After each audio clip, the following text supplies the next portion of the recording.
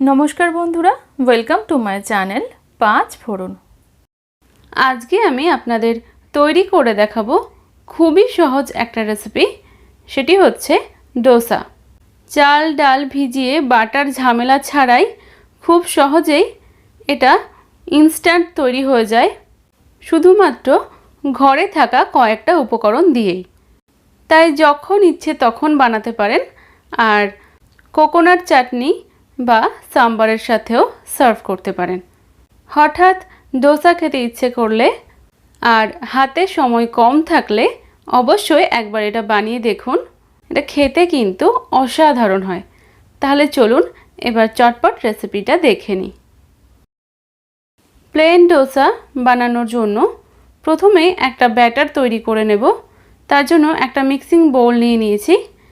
এরপর আমি এটাতে দিয়ে দিচ্ছি এক এক করে आटा हाफ कप, मयदा दिए दीची 2/3 कप, चालेर गुड़ो 1 कप एवं नुन दिए दीची प्राय 2 टीस्पून मतो।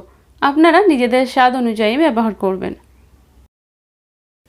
एबारे एई शुकनो उपकरणगुलो भालोभाबे मिशिए नेब।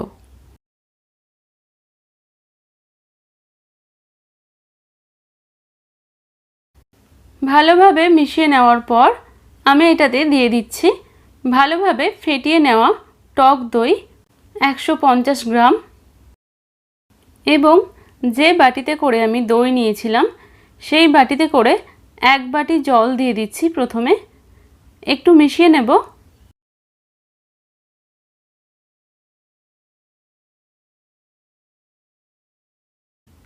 তারপর এটাতে আবারও জল দিয়ে দিচ্ছি ওই একই বাটির এক বাটি।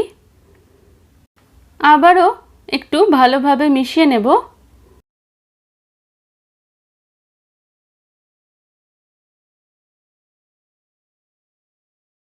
আরও জলের প্রয়োজন আছে তাই আমি আরও এক বাটি জল দিয়ে দিচ্ছি।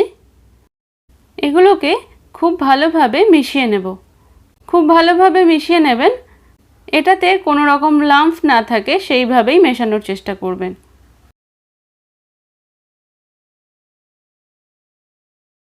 ভালোভাবে মিশিয়ে নিয়েছি এই দেখুন।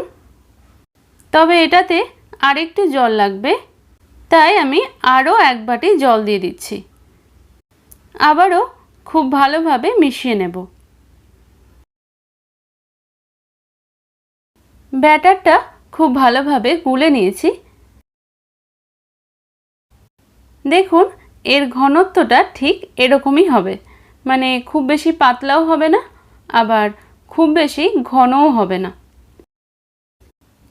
এখন এটাকে আমি ঢাকা দিয়ে রাখবো 20 মিনিট মতো।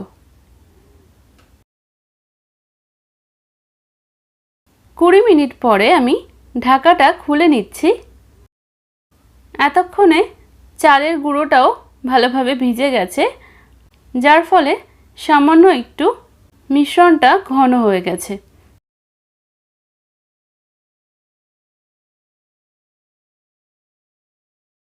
এখন আমি এটাতে দিয়ে দেব বেকিং পাউডার 1 টিস্পুন এবং বেকিং পাউডারের ওপরে দিয়ে দিচ্ছি 1 টিস্পুন মতো জল। এবারে এগুলোকে খুব ভালোভাবে মিশিয়ে নেব।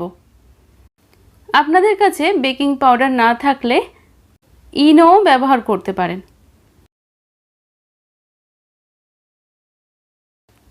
বেকিং পাউডারটা দিয়ে ভালোভাবে মিশিয়ে নিয়েছি। এখন দেখুন এর টেক্সচারটা ঠিক এরকমই থাকবে। এরপর চলুন ডোসাগুলো তৈরি করে নিই। গ্যাসে একটা তাওয়া বসিয়ে দিয়েছি। তাওয়াটা একটু গরম হয়ে গেলে আমি এটাতে দিয়ে দিচ্ছি হাফ টিস্পুন সাদা তেল। তেলটা একটু স্প্রেড করে দেব। তারপর একটা শুকনো কাপড়ের টুকরো দিয়ে ভালোভাবে মুছে নেব।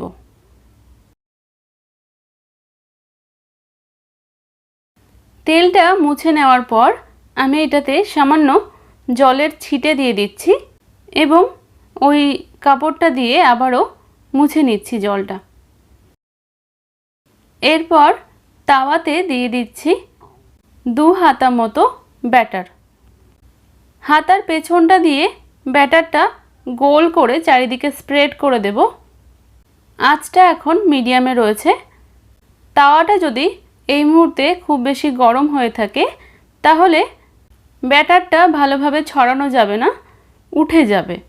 তাই মাথায় রাখবেন আঁচটা যেন এই সময় মিডিয়াম থেকে লোয়ের মধ্যে থাকে।